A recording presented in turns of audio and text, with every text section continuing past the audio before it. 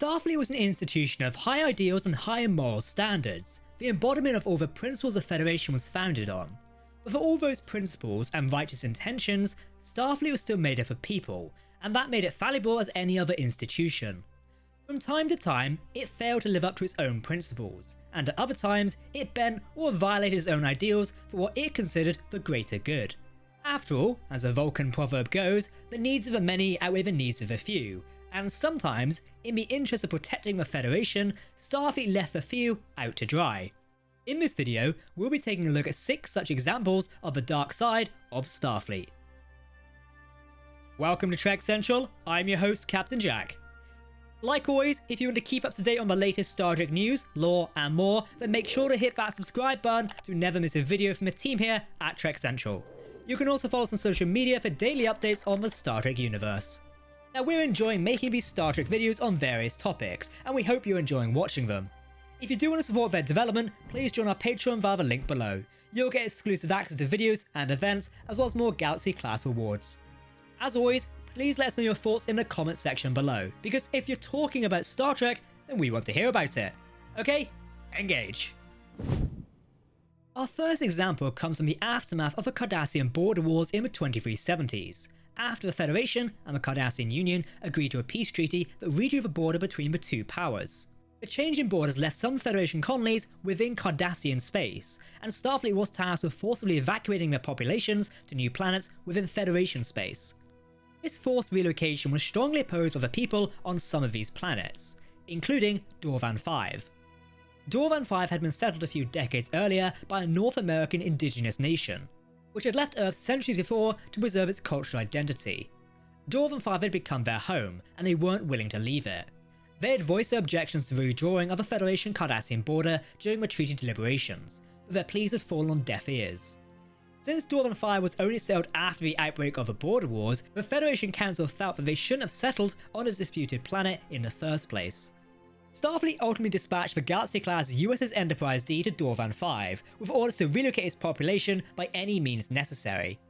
In the face of resistance from the planet's population, the crew of the Enterprise ultimately worked out a compromise, allowing the Dorvan 5 colonists to stay on the planet if they renounced their Federation citizenship and agreed to Cardassian rule. Still, Starfleet had attempted to forcibly relocate an entire population of a colony, which is a crime against humanity, and which was especially distasteful given how many indigenous nations had already been subjugated to forced relocation back on Earth.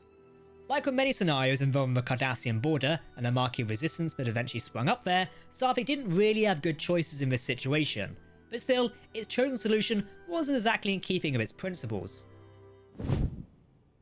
Speaking of a Maquis, let's look at another example of Starfleet having a questionable response to the problems they created for the Federation. Captain Sisko's attack on Solosus 3 in 2373. After the Maquis began openly attacking Starfleet ships and attacked a Cardassian colony in the demilitarized zone with biogenic weapons, rendering it uninhabitable to its Cardassian population, Captain Sisko, of the USS Defiant, went on the offensive. Knowing how the Maquis leader, Michael Eddington, saw himself as a tragic hero challenged by legalistic villains, Sisko decided to lean into his role and play hardball with Eddington, by responding to his use of biogenic weapons in kind. Sisko had the Defiant set course for the Maquis colony, Solosus 3, warning the colonists in advance that he was coming to detonate torpedoes laced with trilithium resin in their atmosphere, something that would render their planet uninhabitable to humans for the next 50 years. Eddington called Sisko's bluff, but Sisko wasn't bluffing. Commander, I said launch torpedoes. Aye, sir.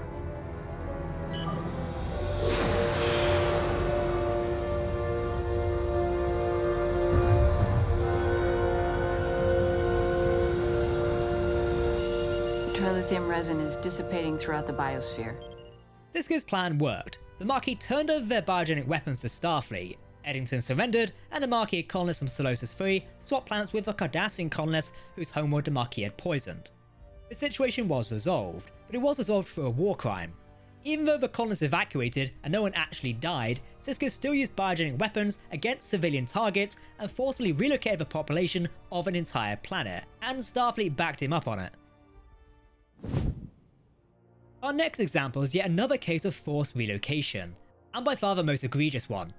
In 2375, at the height of the Dominion War, Starfleet collaborated with Asona in the attempted harvesting of metaphasic radiation from the rings of the planet Baku, a peaceful idyllic world in the hard-to-navigate Briar Patch. The concentration of this radiation at Baku produced a powerful rejuvenating effect, which made the planet's native Baku villagers effectively immortal. The Asona had developed a way to harvest this radiation, and the Federation agreed to help them in exchange for access to it, hoping the metaphasic radiation could open up a whole new field of medical science. But there was a catch. The process of harvesting a metaphasic radiation would render Baku temporarily uninhabitable, threatening the planet's population of 600 peaceful Baku. As the Baku were a low-tech people, Starfleet and Asona conspired to secretly and forcibly transport the villagers to a new planet, using holographic trickery to make it seem as if they'd never left, allowing them to take the Baku land. Ultimately, the crew of the USS Enterprise discovered that there were more to the story than Starfleet had been told. The Sona were actually an offshoot of a Baku who had abandoned their people's peaceful ways and been exiled from the planet. Their true motives for the radiation harvesting was to both take the immortality of the Baku for themselves and to exact revenge on those who had rejected them.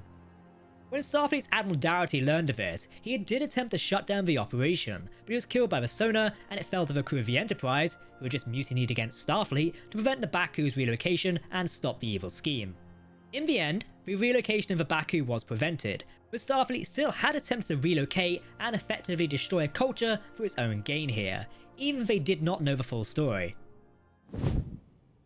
That same year, it also came to light that Starfleet, or rather the rogue subdivision of Starfleet Intelligence, Section 31, had committed an act of genocide against the Changelings, the founders of the Dominion.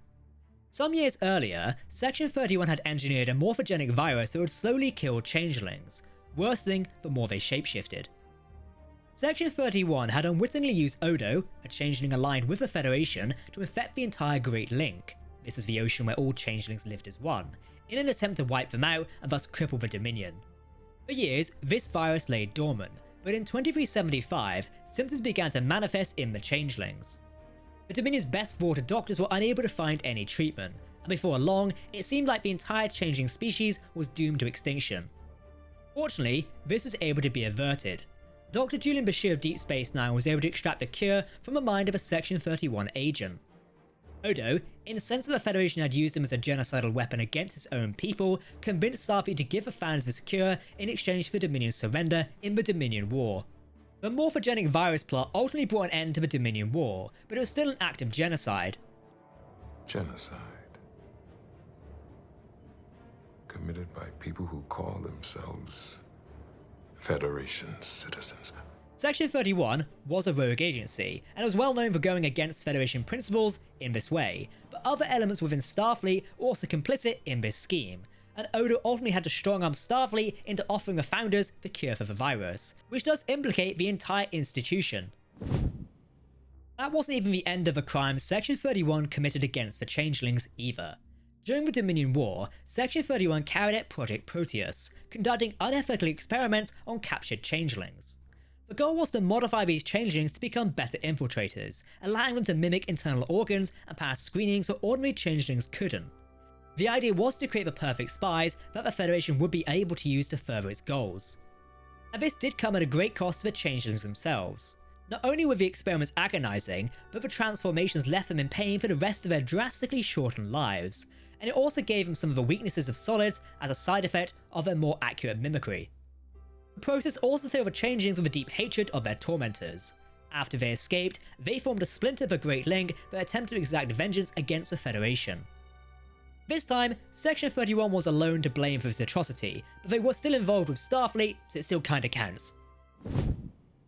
Lastly, we have what was arguably Starfleet's greatest crime, abandoning the Romulans to their fate when the sun went supernova. While Starfleet had originally vowed to help evacuate Romulus and Remus in advance of the disaster, it scuttled these plans after the evacuation fleet was destroyed during the attack on Mars. While Admiral Jean-Luc Picard, the would-be commander of the fleet, submitted a proposal to assemble a new fleet from mothballed ships, Starfleet instead cancelled the operation entirely, prompting Picard to resign from Starfleet in protest. As a result of this decision, millions died when Romulus and Remus were destroyed, having been unable to evacuate in time. Many of those people could have been saved if Starfleet had chosen to live up to its principles and act, but instead it chose to withdraw from the outside galaxy, abandoning its own ideals out of selfish fear. Starfleet ultimately didn't gain anything from this decision either, unlike with the other failings we've discussed today. All the others could have been rationalised as being for the greater good, making more sacrifices in order to help many more people in other ways. The decision to abandon the Romulans did nothing but undermine Starfleet's core values, leaving as a shadow of its former self for years to come. So that's a look at the dark side of Starfleet.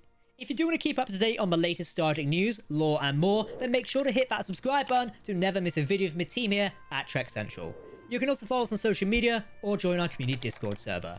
And don't forget to let us know what you think of these dark side moments of Starfleet in the comments section below. Of course, is there a moment that sticks out to you that we've not mentioned today? Get commenting. A big thank you to everyone who supported us on Patreon. Your support allows us to continue making these Galaxy class videos. For now, I've been Captain Jack, thanks for watching, and we'll see you next time. Live long and prosper, my friends. Goodbye.